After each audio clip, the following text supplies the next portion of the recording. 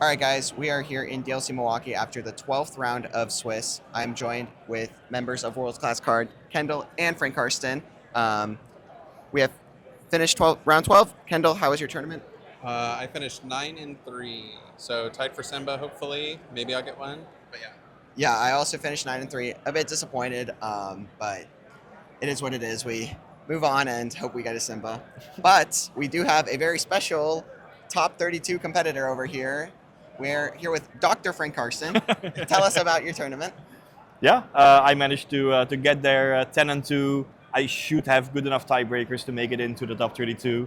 And all of a sudden, yeah, like I'm going to the NA Continentals. You're going to the EU Continentals, like crisscross. It's a little weird, but yeah, my purple steel deck worked out well.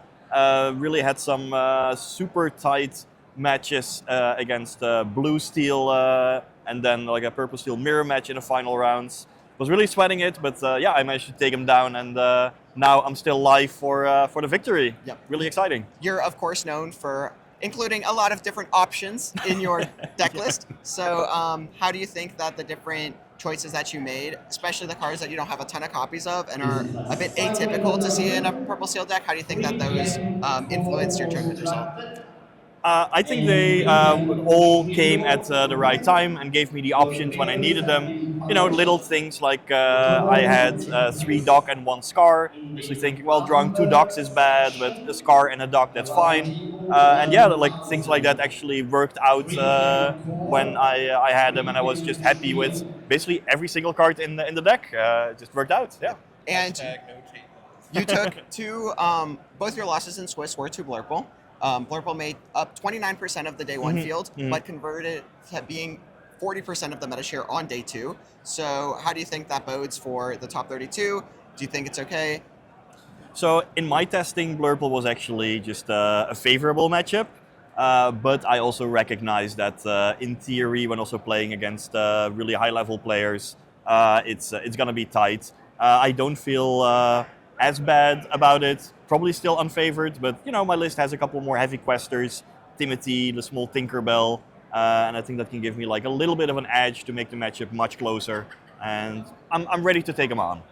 And Kendall, as somebody who played Blurple, what did you think of your matchup spread? What did you get your losses to? And anything else you want to say about the decks you played against? I played a decent spread overall. By the end of the tournament, I played 4 or 5 Blurples. Blurple mirrors were 2 of my losses, and then 1 Chroma Dogs.